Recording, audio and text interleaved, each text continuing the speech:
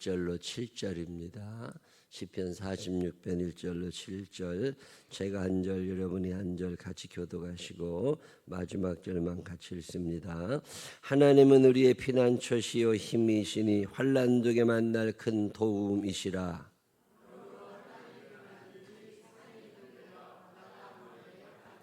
바닷물이 솟아나고 뛰놀든지 그것이 넘침으로 산이 흔들릴지라도 우리는 두려워하지 아니하리로다.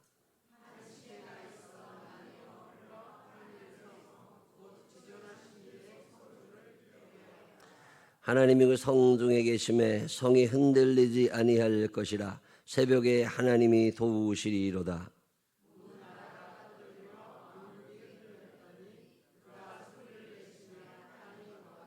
함께 읽으십니다. 만군의 여호와께서 우리와 함께 하시니 야곱의 하나님은 우리의 피난처시로다. 아멘.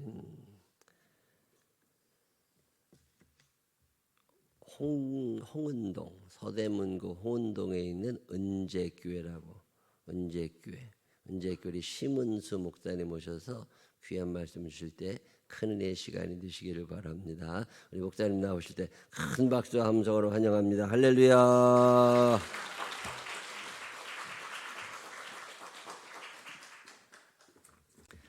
이 아침에 함께 말씀 나누게 돼서 참 반갑고 감사합니다. 제가 2011년에 기록을 보니까요, 여기 청소년 아이들이랑 학부모들 이렇게 일일 집회가 있었더라고요. 그때 제가 와서 우리 아이들과 우리 학부모들 모여서 함께 말씀 나눴던 그런 기억이 있습니다. 우리 이구영 목사님 워낙 유명하시고 또 훌륭하셔서 목사님을 뵙는 것만으로도 감사하고, 또 이렇게 생명나무 교회에 와서 말씀 전하게 된 것, 제가 12년 만에 아마 저를 지금 뵌 분, 그때 뵌 분은 안 계실 수도 있지만 이렇게 이 교회에 다시 올 수 있게 돼서 너무 감사하고 반갑습니다. 오늘 이 새벽에 하나님이 우리에게 주시는 말씀을 통해서 함께 은혜 받는 복된 시간이 될 줄로 믿습니다. 새벽에 하나님이 도우신다 하는 이 말씀을 우리는 너무나 잘 알고 있습니다. 하나님이 이 새벽이라는 시간을 매우 귀하게 여기시지요. 왜 그렇게 새벽이 중요할까? 예수님께서도 공생의 이 흔적들을 보니까 새벽 미명의 한적한 곳에 가셔서 기도하셨잖아요. 어느 분이 그랬대잖아요. 목사님이 새벽 기도하시는 게 너무 힘드셔가지고 이 새벽 기도는 누가 만들어가지고 이렇게 힘들게 하냐 그랬더니 예수님이 만드셨다 이렇게 표현한 그런 이야기들도 있습니다. 예수님이 새벽에 기도하셨기 때문에 우리가 기도하는 것이기도 한데요. 지금 오늘 7월 월삭을 지키신 여러분들, 예수님처럼 이렇게 주님 앞에 나온 이 믿음을 하나님이 귀히 보시고 이번 한 달 하나님께서 큰 축복으로 함께 해주실 줄로 믿습니다. 이 시간은 하나님 앞에 구별된 시간인데요. 제가 속한 이 홍은동의 은재교회는 월삭을 토요일이 이렇게 되면 그 다음 월요일로 해서 함께 이제 모이고 있습니다. 그래서 금요기도회가 있고 하니까 저희는 토요일날 새벽기도가 없어서 이렇게 마침 여러분들을 뵐 수 있는 기회가 주어졌는데요. 이 새벽 시간에 하나님이 어떤 은혜를 주시는가, 저의 이 목회와 또 삶을 함께 돌아보면서 여러분들에게 은혜를 나누려고 합니다. 저는 제가 이제 감리교 신학대학을 졸업했고요. 지금 박근지 목사님이 제 동기 목사님입니다. 박수희 전사님도 동기가 되죠. 두 분을 참 제가 좋아하는데, 박근지 목사님이 제가 처음 감신을 입학해서 이 오리엔테이션이라는 걸 하잖아요. 그때 같이 짝을 이뤘던 목사님입니다. 그래서 제가 사투리 막 쓰고 이런 시골에서 막 올라온, 저도 시골에서 올라왔습니다. 서로 이렇게 저는 충주에서 올라왔고 그 친구는 저 아래 지역에서 올라와서 같이 좋은 시간을 갖고 이렇게 교제하다가 벌써 저희가 이제 50대가 됐습니다. 물론 이제 나라에서 만으로 나이를 좀 줄여줘가지고 제가 한 살을 조금 이제 덜 먹게 되었는데, 그런 오랜 시간을 교제하면서 봐왔던 우리 박건진 목사님의 이 성실함과 또 우리 동기들 중에 동기회당을 또 오래 했는데요. 항상 이렇게 소외되고 어려운 동기들 잘 챙기는 것으로 유명합니다. 박수희 전사님 그때 미소가 지금 여전히 지금까지 계속 웃고 있는데요. 항상 밝은 모습으로 우리 동기들에게 기쁨을 주었던 그런 모습도 기억하고 있습니다. 그런데 이렇게 한 자리에 와서 사역하니까 얼마나 반가운지 모릅니다. 하나님의 은혜, 돌아보니까 다 하나님의 은혜였다. 20살 철없을 그때 이렇게 만났던 친구들이 다 목회의 자리에서, 삶의 자리에서 성실히 열심히 살아가는 모습들 보니까 이게 다 하나님의 은혜다라는 생각이 드는데요. 우리가 가장 은혜를 받을 수 있는, 가장 큰 은혜를 덧입을 수 있는 시간이 있더라고요. 여러분, 똑같은 시간이 아닌 겁니다. 지금 오늘 이게 새벽에 나와서 기도하고 여러분들이 구별된 마음으로 기도하는, 말씀 듣는 이 시간과 그냥 일상에서 보내는 시간, 또 때로는 하나님이 기뻐하시지 않게 그렇게 보내는 우리의 시간들도 얼마든지 있지 않습니까? 시간의 질과 밀도가 다른 겁니다. 특별히 성경에서는 새벽에 하나님이 도우시겠다, 새벽에 하나님께서 더 큰 은혜를 주셨던 것을 볼 수 있는데, 그렇다면 이 시간은 하나님이 더 기뻐하시고 하나님이 더 은혜를 주시기로 작정한 시간이 아닐까 하는 그런 생각을 가져봅니다. 시편 46편의 이 고백으로 보니까 고라자손의 시다 이렇게 되어 있는데요. 이 시편 기자의 고백을 통해서 우리가 어떻게 이 새벽 신앙을 좀 세워갈까 오늘 새롭게 결단하고 또 함께 우리가 은혜를 덧입었으면 좋겠습니다. 1절 말씀 우리 다시 한번 같이 읽어볼까요? 하나님은 우리의 피난처시요 힘이시니 환난 중에 만날 큰 도움이시라. 아멘. 하나님이 여러분들의 큰 도움이 되시고 또 하나님께서 여러분들의 힘이 되시는 걸 믿으십니까? 사람들은 좀 많은 걸 의지하고 또 많은 것에 마음을 빼앗겨 살아갑니다. 코로나 이후에 우리가 무엇을 붙잡고 살아가야 할 것인가, 우리의 신앙의 기본과 본질에 대해서 조금 놓치는 부분들도 있는 것 같습니다. 특별히 이 현장에서 함께 예배하는 일이 참 소중하고 중요한 것을 알면서도 이 자리를 지키지 못하는 여러 가지 이유들이 있잖아요. 제가 이 다른 목사님들 설교나 이제 교회적인 상황들을 목사님들과 교제하면서 나누면서 이렇게 듣는 내용들은 뭐냐면, 성도들이 이제 현장에서 예배드리는 것, 나오는 걸 조금 소홀히 한다는 거예요. 그래서 이제 코로나도 끝난 건 아니지만 이제 이렇게 상황이 바뀌었으니까 현장에 와서 예배를 드려야 되는데, 그냥 저 온라인으로 예배 드렸어요, 저 그냥 나중에 영상으로 예배 드릴게요, 이렇게 하고 현장에 안 나오는 경우들이 참 많은 것 같습니다. 이 자리에 나온 분들은 한 분도 그런 분들이 없는 줄로 믿습니다. 이 신기한 게 뭐냐면요, 이렇게 새벽에 열심히 나오세요. 어떤 분 설교를 들으니까 막 약간 화를 내듯이, 제가 좀 좋아하는 목사님인데 그래서 오랜만에 그분의 설교를 좀 들어봤는데 막 화를 내시더라고요. 와서 기도해야 되는 거 아니냐고 막 그러시는데 되게 안타깝더라고요. 여러분, 근데 그걸 아셔야 돼요. 그분도 그렇고 저도 그렇고 여러분, 새벽에 열심히 나오셔야 됩니다. 이 얘기는 누가 들어요? 나온 사람만 듣습니다. 안 나온 사람에게 연락을 하셔야지 설교 시간에 아무리 얘기하셔봐야 소용없는 일인 것 같습니다. 그래서 제가 여러분들에게 권면하는데, 새벽을 잘 지키셨잖아요. 그럼 우리가 새벽을 나와야 하는 영혼들을 깨우는 게 사명인 겁니다. 나는 새벽에 잘 나왔으니까 내가 이 믿음 가지고 열심히 살고 난 참 신앙생활 잘한다, 이건 조금 약간의 부족함. 여러분들이 감당해야 될 사명은 기도를 같이 해야 될 사람들이 있는 거거든요. 그런 사람들을 깨우십시오. 우리 이구영 목사님 워낙 목회를 잘하시고 특별하게 하셔서 우리 이 교회는 장로님들이 많이 안 계시잖아요. 근데 다른 교회들은 장로님들이 이제 굉장히 신앙적인 본을 보이시는 경우도 있고, 그 장로님들로 인해서 교회가 어려워지는 경우들도 많이 보게 됩니다. 감사하게도 제가 목회하는 교회는 시무장로님 6분이랑 원로장로님 9분 계시는데요, 이분들이 굉장히 기도를 열심히 하세요. 그래서 월삭 같은 경우는 거의 다 나오시고, 평소에도 아주 멀리 계시는 분들을 제외하고는 새벽 기도에 다 열심히 하시는 분들이라 참 감사한 마음을 갖고 있습니다. 그런데 이 장로님들에게도 목사님들이 장로님 기도의 자리 나오셔야 되잖아요, 이렇게 기도하셔야 되잖아요, 말씀드리는 게 쉽지가 않습니다. 장로님들 다 잘 알아서 하시겠거니 하는 마음이 이제 많이 들기도 하죠. 그런데 장로님들이 누구의 말을 제일 잘 들으실 것 같으세요? 목사님의 말씀을 잘 들으시지요. 그런데 목사님들의 말씀보다 더 잘 들으시는 경우가 있더라고요. 제가 경험적으로 보니까 집사님들이나 교회 나오신 지 얼마 안 되신 분들이 이렇게 말씀하시는 건 굉장히 잘 귀를 기울여 들으세요. 그래서 여러분들이 우리 교회, 이 교회도 장로님들이 몇 분 계시긴 하잖아요. 장로님들이 여기 저는 계실 거라고 좀 믿는데, 혹시라도 장로님들이 기도를 조금 소홀히 하실 때가 있지 않습니까? 그러면 집사님들이 말씀하시면 돼요. 장로님 기도하셔야 되잖아요. 이렇게 말씀드리면 정신이 번쩍 나시는 것 같아요. 자, 이 공동체가 그렇습니다. 제가 하나님의 은혜를 주셔서 저는 이제 딸을 셋 두고 있습니다. 이제 대학교 2학년인 딸이랑 고등학교 2학년, 초등학교 5학년인 딸이 있는데요. 우리 집에서 제일 말빨이 센 사람이 누굴까요? 네, 제 아내도 아니고요. 이 막내 초등학교 5학년짜리입니다. 초등학교 5학년짜리가 하는 말은 꼼짝을 못합니다. 그래서 제가 조금이라도 뭔가 실수하고 조금 자녀들에게 본이 되지 않는 것 같고 이러면 아빠 목사가 왜 그래? 이렇게 얘기하면 정신이 번쩍 납니다. 교회도 그렇습니다. 이 믿음이 약한 것 같은 이 작은 자들의 이야기를 우리가 귀담아 듣게 되지 않습니까?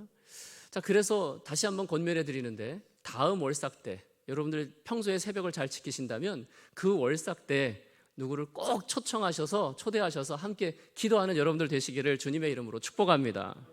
왜냐하면 새벽마다의 기도가 결국 그 공동체의 정체성, 그 공동체의 영적인 능력이 어떠냐가 좌우되기 때문에 그렇습니다.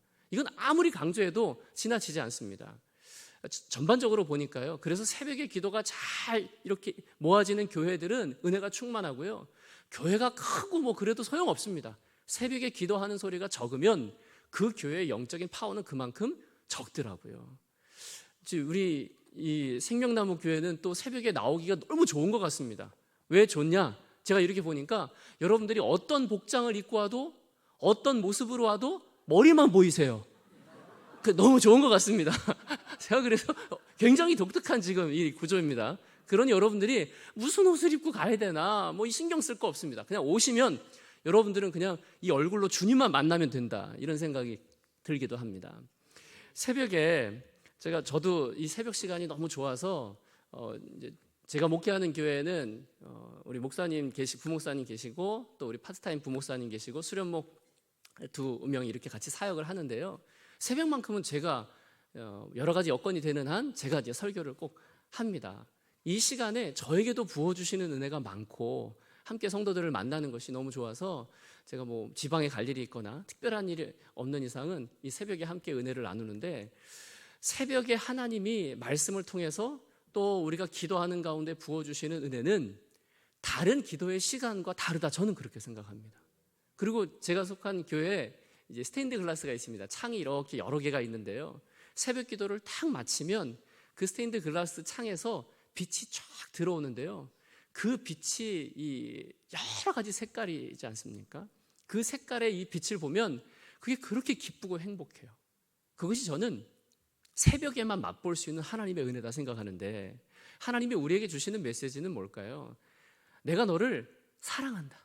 내가 너를 끝까지 붙잡아 주겠다 하는 그 약속의 말씀 아닙니까? 하나님은 우리의 피난처시요 힘이시니 환난 중에 만날 큰 도움이시다. 여러분, 세상에 많은 사람들이 코로나 이후에도 뭘 의지하고 뭘 붙잡으려고 합니다. 코로나 이전에는 안 그렇겠어요. 그래서 많이 붙잡는 게 뭔가요? 돈을 붙잡으려고 그러고요. 또 권력을 붙잡으려고 하고 명예를 붙잡으려고 하고 그래서 사업에 성공하고 또 잘 나가는 일들 그런 거면 사람들은 성공했다고 생각합니다. 그런데 여러분 그걸 다 누려본 솔로몬이 하는 말 인생이 헛되고 헛되다 허무하다라는 고백을 하지 않습니까? 우리 주변에 돈이 많은 사람을 보면 그 사람이 행복할 것 같잖아요. 그런데 그렇게 우리보다 많이 행복해 보이지가 않습니다. 여러분 혹시 우리 생명나무교회 오늘 이 새벽에 오신 분들 중에 가장 부자인 분이 누구실까요? 네? 떠오르는 분 계세요? 내가 제일 부자세요? 좋습니다. 그러면 우리 권사님이시죠? 네, 권사님이 제일 부자인 걸로 하겠습니다. 재산이 어느 정도이신지 모르겠지만 사람들은 그렇습니다. 다른 사람과 비교해서 나는 다 저 사람보다 부족하다고 많이 느낍니다. 저 사람보다 내가 부자니까 저 사람보다 나으니까 나 행복하다 이렇게 느끼는 경우는 별로 없습니다. 그럼 오늘 이 새벽에 나온 분들 중에 가장 잘생긴 우리 남성분은 누구이실까요? 맨 앞에 앉으시면 장로님이세요? 네? 장로님이시죠? 얼굴에 장로님이라고 써 있으세요. 이렇게 신실해 보이시는데 우리 장로님이 가장 잘생기셨습니다. 그러면 다른 분들은 이분 앞에 서면 어떤 마음이 들까요? 나는 왜 이렇게 저렇게 잘생기지 못했지? 라는 마음이 들 수 있잖아요. 근데 우리가 어떤 시선으로 보느냐에 따라서 이분의 잘생김, 이분의 멋지심 앞에 우리가 박수 쳐줄 수 있고 함께 기뻐할 수도 있는 거 아니겠어요? 이게 결국 우리의 태도, 우리의 믿음, 우리의 시선, 관점인 겁니다. 새벽은 이 관점이 바뀌는 시간이에요. 여러분, 오늘도 함께 말씀을 나누면서 여러분들이 인생을 대하는 태도, 삶을 대하는 태도, 성도를 대하는 태도, 주변 이웃과 사람들을 대하는 태도가 더 은혜로워질 수 있기를 주님의 이름으로 축복합니다. 새벽에 하나님 앞에 부르짖는 건 우리가 이 기도의 공동체를 생각할 때 두 가지를 염두에 두시면 좋겠습니다. 우리가 기도를 성경에서 전체적으로 우리가 배워가는데요, 하나는 골방에 들어가는 것 필요합니다. 하나는 골방, 또 하나는 다락방이 필요합니다.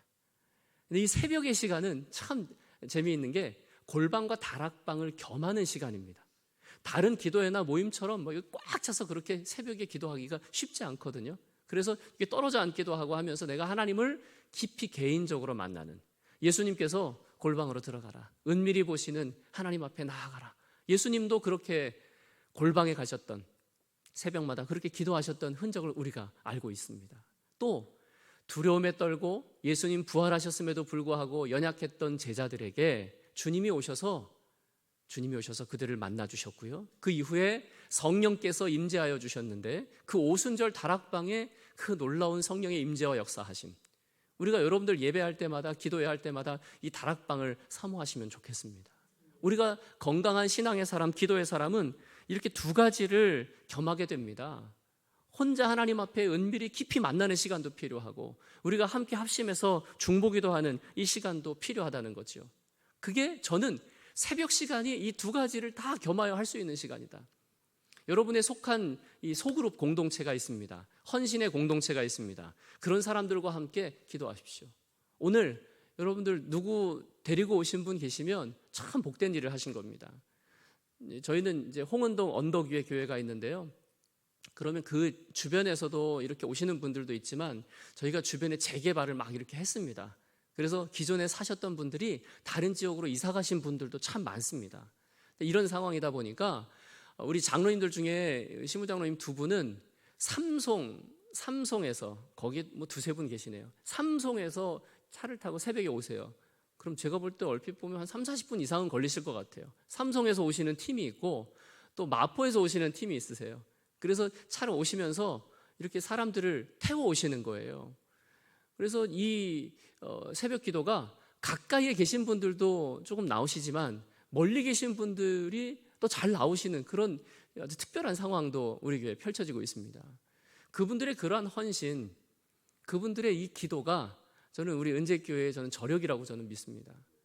여러분들도 마찬가지 아니겠어요? 지금도 계속 이렇게 새벽마다 부르짖는 기도가 있기에 우리 이구영 목사님 힘있게 목회하시고 또 여러분들의 교회가 건강히 세워지는 것입니다. 새벽에 나와서 하나님 앞에 부르짖을 때 어떤 일이 펼쳐질까요? 여러분, 만나가 내린 시간을 보니까 그것도 새벽입니다. 만나를 일찍 아침에 가서 거두는데요, 하나님이 그 밤중에 새벽에 다 준비하신 것을 이른 아침에 가서 거두는 겁니다. 그래서 여러분들이 새벽에 말씀을 주실 때 그걸 붙잡는 그 믿음이 이른 아침에 나가서 만나를 거두었던 이스라엘 백성들의 그 마음 아니겠습니까? 하나님이 날마다 먹여주시는 은혜. 예수님도 주기도문에 말씀하셨습니다. 기도를 가르쳐 주셨죠? 이렇게 기도하라. 일용할 양식을 주옵소서. 이것은 하루하루 우리가 말씀과 기도로 살아가야 함을 의미하는 겁니다.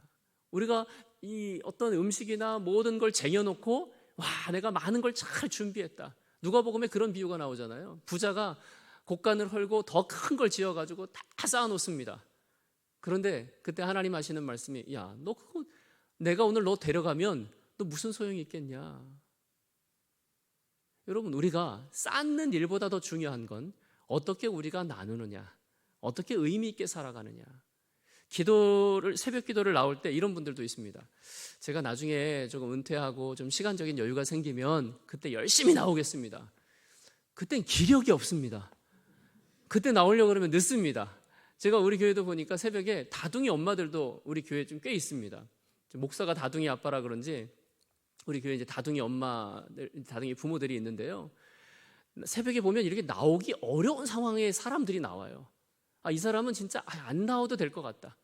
자녀들 돌보고 살림하고 직장 생활하고 어려울 것 같은데 그런 분들이 새벽을 깨워서 그 시간이 더 은혜로운 걸 알 수가 있습니다. 여러분, 상황이 돼서 기도하는 건 없고요. 지금 여기 오신 분들도 다 아마 그럴 것 같습니다. 그 환경과 상황을 뛰어넘어서 하나님 앞에 나아갈 때 하나님이 우리에게 더 큰 은혜를 주실 줄로 믿습니다. 새벽에 만나가 내리지요.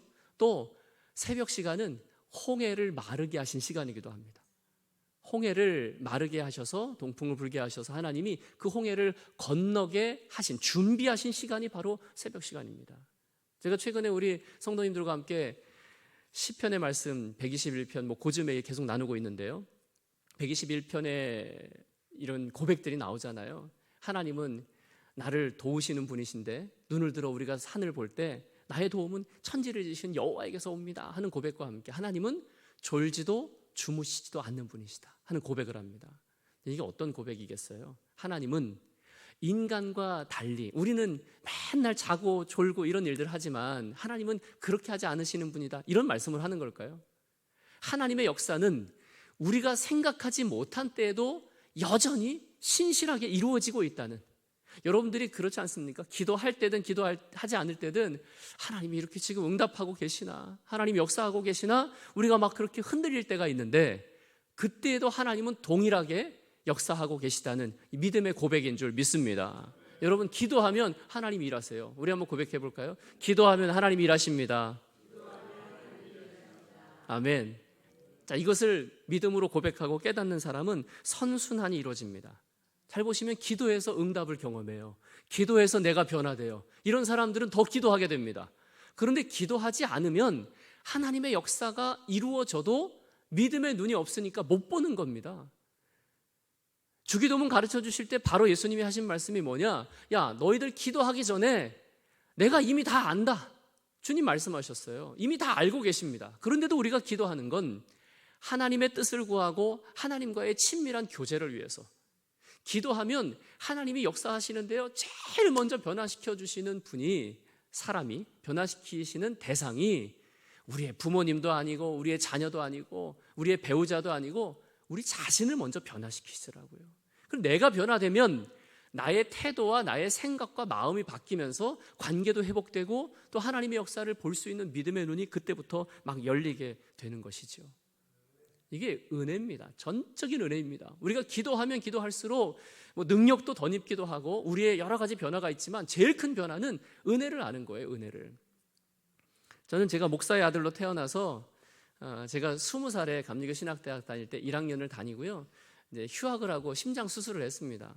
심장 수술이 큰 건 아닙니다. 이제 심방중격 결손이라는 좀 작은, 심장병 중에 좀 작은 겁니다. 그래서 그때 수술을 하고 이제 몸이 회복이 돼서 그 전에도 이렇게 막 제가 심장병 심한 분들은 막 입술 파리지고 잘 뛰지도 못하고 이런 분들도 많잖아요. 저는 할 거 다 했습니다. 체력장도 하고 고등학교 때 맨날 농구하고 이런 것도 잘했는데 이제 서서히 나이가 들면서 피로가 조금 빨리 오더라고요. 그래서 보니까 제가 심장에 좀 약함이 있어서 그랬더라고요. 심장 수술을 하고 건강해져서 지금은 예전의 모습 상상할 수도 없고 지금은 너무 건강하게 잘 지내는데요. 돌아보니까 그 모든 것이 다 하나님의 은혜였다 하는 고백을 합니다. 제가 57kg로 한 20년을 살았습니다. 그 이후에도 57kg로 한참 살다가 지금은 이제 몸이 굉장히 이제 그때에 비해서는 많이 살이 붙고 그러니까 몸이 더 건강해지더라고요. 심장 수술할 때 제 감리교 신학대학 동기 중에 그런 녀석이 있었어요. 제가 수술할 때 몸이 한 47kg까지 빠진 적도 있거든요. 그러다 보니까 야, 너 이래가지고 장가 나갈 수 있겠냐 막 놀리고 그러더라고요. 제가 그놈보다 훨씬 일찍 장가 갔습니다. 훨씬 일찍 장가가고 하나님이 이제 딸도 막 셋 주시고 이랬는데 하나님의 은혜는 우리가 생각하는 방향대로만 이루어지는 게 아니더라고요. 여러분들의 인생에 필요한 만큼 주시는데요. 저희 아버님, 어머님이 이제 목회를 하셨고 은퇴하시고 이제 1, 2년 사이에 최근에 다 하나님 부르심을 받으셨어요. 근데 그분들의 기도가 얼마나 크고 얼마나 저에게 소중한 것이었는지를 깨닫게 되는데, 저희가 사남매입니다. 사남매인데 사남매 중에 셋이 이제 목회를 해요. 저희 형 목회하고, 작은 누님 이제 매형도 목회하고, 저도 목회하고, 그리고 이제 큰 누님은 이제 권사고 남편이 이제 장로가 됐고요. 이렇게 사남매가 이렇게 지금까지 오게 된 걸 생각하니까 부모님의 그 기도를 잊을 수가 없습니다. 제가 어떤 기도 제목을 드리면 저희 어머니는 뭐 밤을 새서라도 기도하시는 그런 은혜로 여기까지 왔어요. 우리가 기도하다 보면 하나님만이 나의 도움이시고 나의 전부이시고, 내 생명을 왜 하나님이 지금까지 연장시켜 주셨을까? 우리가 깨닫지 않습니까? 사명을 위해서 이 땅에서 복음 전하고, 살아도 주를 위하여 죽어도 주를 위하여, 우리가 이 믿음 가지고 살라고 하나님이 우리를 부르셨어요. 그러니 하나님만이 나의 도움이 되신다 하는 이 믿음의 고백 속에 우리 오늘 46편 시편의 말씀 보십시오. 땅이 변하든지 산이 흔들려 바다 가운데 빠지든지 바닷물이 솟아나고 뛰놀든지 그것이 넘침으로 산이 흔들릴지라도 우리는 두려워하지 아니하리로다. 여러분, 성경은 말씀합니다. 사람을 두려워하면 올무에 걸리게 되거니와 여호와를 의지하는 자는 안전할 것이다. 여러분, 그것이 말씀을 붙잡을 때, 또 기도할 때 우리에게 주시는 깨우침이고 가르침입니다. 이 믿음의 확신이 들면 다른 사람이 잘 살고 다른 사람이 형통해도 박수 쳐줄 수 있습니다. 여러분, 이게 믿음의 성장입니다. 믿음 생활 열심히 하고 기도 열심히 하는데 옆에 있는 권사님이 뭔가 잘 되는 게 배가 아파요. 그러면 아직 우린 덜 성숙한 겁니다. 옆에 있는 분들이 잘 돼도 박수 쳐줄 수 있는 우리 생명남은 식구들이 되시기를 바랍니다. 우리 옆에 분에게 조금 보실 수 있는 분들은 보시고요, 당신이 잘 돼도 박수 쳐드릴게요, 이렇게 한번 고백해 볼까요? 네? 네. 제가요, 저희 형님이 이제 캐나다에서 목회를 하다가 들어와가지고 몇 년 전에 그 춘천중앙의 담임 목사로 왔어요. 그러니까 그 전에는 이제 떨어져 있었으니까 잘 몰랐는데, 근처에 있으니까 이제 네가 성수 동생이구나 이런 얘기를 감리교 신학대학교 입학했을 때 많이 들었는데, 한 20년 만에 이제 또 다시 듣게 됐어요. 그래서 형이 목회를 워낙 잘하고 저도 개인적으로 형을 존경하는데, 근데 형이 참 다 좋습니다. 생긴 것도 잘생기고 저보다 훨씬 잘생기고 목회를 너무 잘해가지고요, 제가 이렇게 딱 흠을 잡을래야 잡을 게 없어요. 주변에 가족들에게 존경받는 거 어렵습니다. 저는 저희 형을 되게 존경합니다. 여러분의 목사님이 어떻게 훌륭하신 분인지를 여러분들은 잘 아시지요? 어떻게 알 수 있냐면, 제가 박수희 전도사님이랑 좀 전에도 이야기 나누고 우리 박근진 목사님하고 평소에 나눌 때, 여러분들이 우리 목사님들 중에는 큰 교회 목사님들도요, 그렇지 않은 경우가 있을 수가 있는데 뭐냐? 부교역자들에게 담임 목사를 물어보면 됩니다. 부교역자들은 가장 가까이 담임 목사님이랑 같이 있잖아요. 그래서 저는 제 기도 제목이 저랑 함께하는 부교역자들한테 존경받는 게 기도 제목이에요. 근데 박근진 목사님도 그렇고 만나면 항상 이구영 목사님 말씀을 해요. 목사님 얼마나 훌륭하신지에 대한 말씀을 그렇게 하더라고요. 제가 목사님 여기 계셔서 드리는 말씀이 아니고요, 안 계셔도 저는 그냥, 제가 그 배다니 교회 부목사로 오래 있을 때 10년 부목사로 있었거든요. 그때 이구영 목사님이 오셔서 말씀 전해주신 적이 있습니다.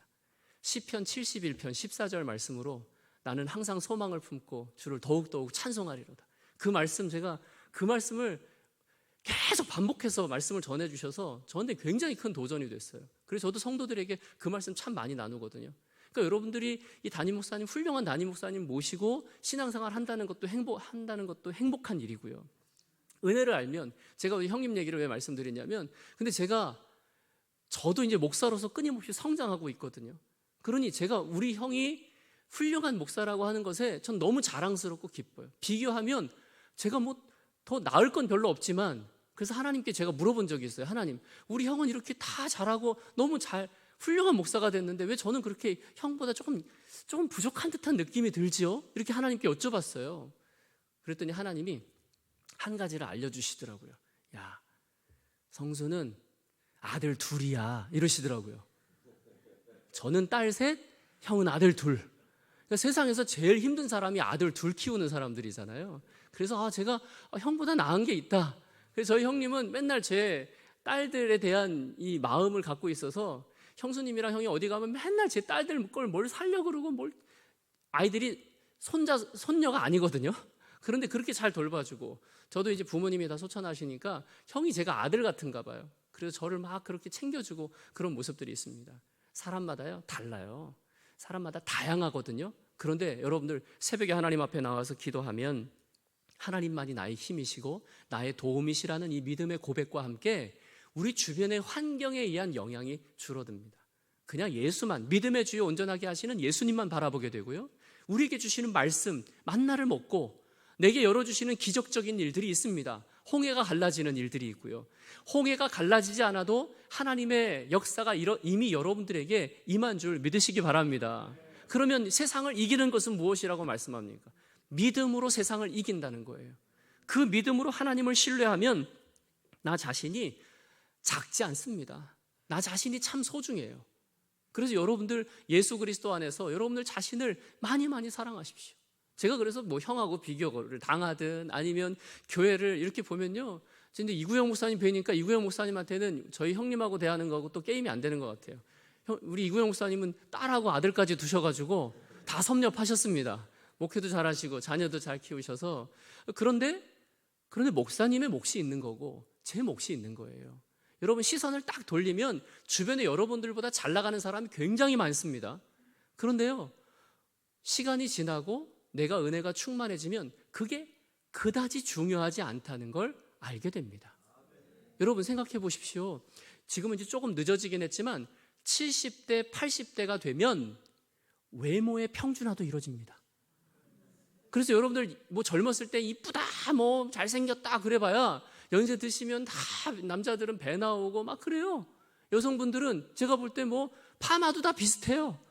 그러니까 이름만 좀 다를 뿐이지 그냥 거의 비슷합니다. 그러니 뭐 누가 더 잘났네 못났네 이게 별 의미가 없습니다. 그저 우리에게 주신 은혜에 감사하면서 하나님께 영광을 돌리는데요. 제가 이 새벽의 기도를 왜 자꾸 같이 사람들을 여러분 초청해서 기도해야 된다고 말씀드리냐면 야고보서에도 병낫기를 위해 기도해라 라고 하는 그 말씀을 주셨는데 그때 서로의 죄를 고백하고 공동체를 잘 이루어가면서 중보기도 하라고 말씀합니다. 마태복음 18장에도 두세 사람이 내 이름으로 모인 곳엔 내가 그들 중에 있겠다. 두세 사람이 합심하여 간구하면 내가 속히 응답하겠다 하는 말씀을 주님이 주셨어요. 그러니 함께 우리가 마음을 모아서 같이 기도할 때 하나님의 역사가 이루어지는데요. 창세기로 잠깐 넘어가 볼게요. 우리를 돕는 배필로 만드셨습니다. 뭘 도우라는 거예요? 영적으로, 인격적으로 삶을 불완전한 우리들, 온전하지 못한 우리들을 서로 도와서 온전한 하나님의 사람이 되어가라는 말씀입니다. 자, 이 말씀이 남성들을 여성들이 돌봐야 된다, 여성들은 남성들보다 더 열등하다 이런 말씀이 전혀 아니지 않습니까?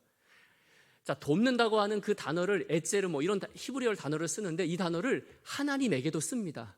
하나님이 우리를 도우신다 할 때도 같이 쓰는 단어입니다. 그러니 돕는 건 누가 돕는 거예요?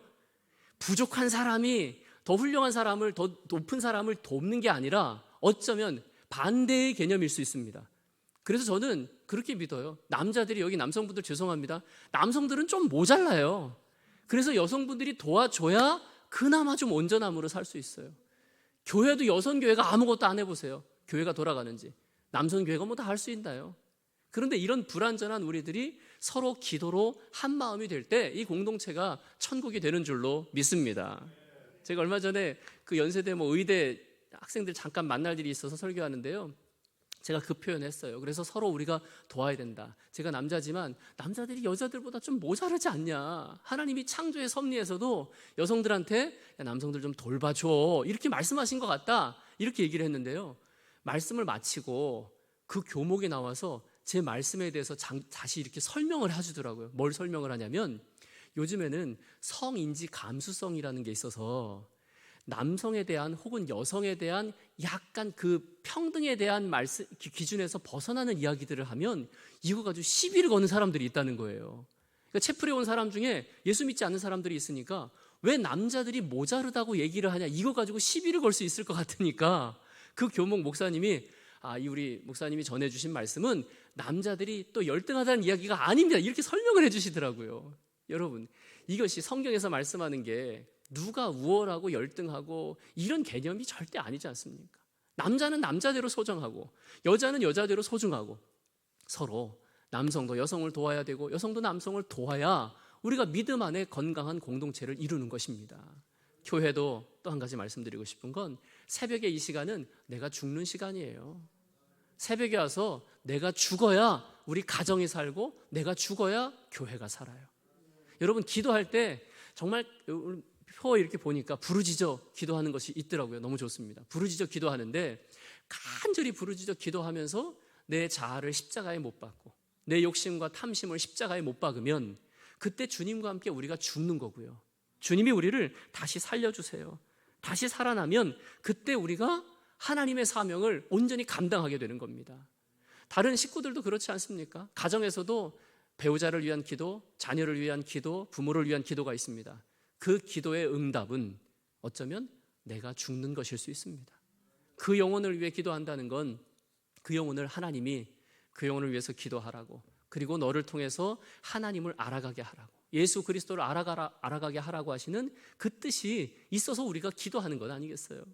제가 잠깐 이미지 한두 개 제가 준비한 거 있는데 사진을 잠깐 보고 싶습니다. 우리의 그 여자의 일생 뭐 이런 표현이기도 한데요. 여러분 보시면 여인이 이제 임신을 하잖아요. 그래서 아기를 낳게 됩니다. 아기를 낳게 되는데 그 아이가 자라서 나중에 이제 어머니를 안게 되고 어머니를 섬기게 되는 이런 여자의 일생이라고 하는 그 이미지가 있더라고요. 근데 저는 이것이 우리의 신앙 또 우리의 삶의 모습, 그리고 우리가 교회 안에서 감당해야 될 모습이 아닌가. 어쩌면 저 어머니가, 어느 신학자분이 그러시더라고요. 교회를 어머니로 표현하더라고요. 우리 그 어머니가 우리의 생명을 붙잡아 주시고 우리를 지금까지 이렇게 오게 하셔서 이제는 우리가 교회를 세워야 되고, 또 작게는 우리 부모님들, 또 영적인 부모님들이 여러분들에게 있지 않습니까? 얼마나 여러분들을 위해 많이 기도하셔서 여기까지 왔냐고요. 그러면 그 기도를 이어가서 공동체를 살리고 하나님의 나라를 세워야 할 줄로 믿습니다. 제가 한 가지 더 이미지 볼게요. 저는 이거 볼 때마다 가슴이 뭉클한데요. 이게 이제 50년대, 60년대 이 교회 모습을 찍은 것 같아요. 저희 부모님도, 저희 어머니도 저렇게 기도하셨고, 여러분들의 이 믿음의 선배들도 저렇게 기도했습니다. 이게 없고, 그냥 저는 어렸을 때 이 원주에서 저희 아버님 목회하셨는데요. 치악산 기도원은 막 엄청 많이 갔어요. 가서 기도하고, 그 어머니가 눈물로 막 기도하고, 또 새벽에 여기 지금 어린 아이들도 지금 와 있는데요. 새벽에 저도 어머니 따라서 새벽 기도 갔던 그런 기억들도 많이 있습니다. 이런 기도의 흔적을 통해서 우리가 지금까지 오게 된 거예요. 새벽에 간절한 부르짖음. 새벽이라고 하는 건 여러분 새벽에 기도하시려면 저녁과 밤 시간을 바꾸셔야 됩니다. 새벽에 기도하고, 제가 청년 사역도 이제 한동안 했는데요. 청년들 특별 새벽 기도회 하면 열심히 나옵니다. 그런데 되게 어처구니 없는 일이 있어요. 새벽 기도 나오려고 잠들까봐 밤을 새고 나오는 애들이 있습니다. 그리고 새벽 기도 나와서 하루 종일 잡니다. 이런 아이들도 있습니다. 근데 이건 바람직하지 않습니다. 왜냐하면 그 토머스 머튼이라고 하는 그 영성 신학자가 한 말을 저는 늘 붙잡고 있는데요. 일상을 배제한 영성만큼 위험한 것은 없다. 이런 표현을 합니다. 일상을 위해서 우리가 예수님이 부활하시고 내가 너희들을 만나주겠다, 내가 먼저 가겠다 말씀하신 데가 바로 갈릴리입니다. 일상입니다. 그들의 일상이에요. 우리가 하나님을 만나고 믿음으로 살아가는 자리는 일상인데 그 일상생활의 출발을 새벽 기도로 삼으시라는 거예요. 이 새벽 기도가 내 삶과 전혀 별개의 영역이 아니라 하루의 첫 시간으로 하나님 앞에 구별하여 드리고 기도하면서, 하나님은 나의 피난처이시고 나는 나의 힘이십니다. 환난 날에 만날 큰 도움이십니다. 내가 하나님의 도우심으로 살겠습니다. 주님이 전부이십니다. 이 믿음의 고백을 하는 시간, 그래서 매 순간순간마다 새벽에 주신 말씀 붙잡고 살아가고, 그때 기도로 결단한 것을 붙잡고 나아갈 때 저와 여러분들은 온전한 하나님의 사람, 그리스도인이 될 줄로 믿습니다. 한 가지 여러분 비전 드립니다. 오순절 다락방의 인원이 120명 정도가 됐습니다. 그때 합심하여 기도해서 성령 역사하심 가운데 복음이 막 폭발적으로 증거되고 막 선교하고 순교하고 이런 일들이 나타났잖아요. 여러분들 이런 기도의 제목을 가지셨으면 좋겠어요. 이 새벽의 자리가 오순절 다락방이 되어서 120명 정도가 새벽마다 하나님 앞에 부르짖고 하나님께 응답받고 변화되고 새로워져서 이 땅에서 우리 더 멋진 주님의 몸된 교회로 생명나무를 세워가고 주님께 칭찬받는 그런 성도와 교회가 될 수 있기를 주님의 이름으로 축원합니다. 우리 같이 찬양하고 제가 잠깐 기도했으면 좋겠습니다. 함께 주만 바라볼지라 우리 찬양하고요. 주신 말씀 붙잡고 하나님이 우리의 피난처시고 힘이시고 환난 중에 만날 큰 도움이시라는 이 고백 가운데 우리 생명나무 교회가 새벽을 깨우는 교회, 새벽에 만나를 먹고 새벽에 홍해의 기적을 경험하고, 여러분의 인생에 지금 이 자리에 있다면 하나님의 구원의 은총, 이 기적보다 더 큰 기적이 어디 있습니까? 또 하나님께서 앞으로도 더 놀라운 기적의 역사들을 베풀어 주실 줄로 믿습니다. 우리 같이 찬양하시고 하나님, 이 믿음을, 이 신앙과 이런 공동체의 모습을 우리에게 허락해달라고 여러분 우리 간절히 함께 합심해서 기도하겠습니다.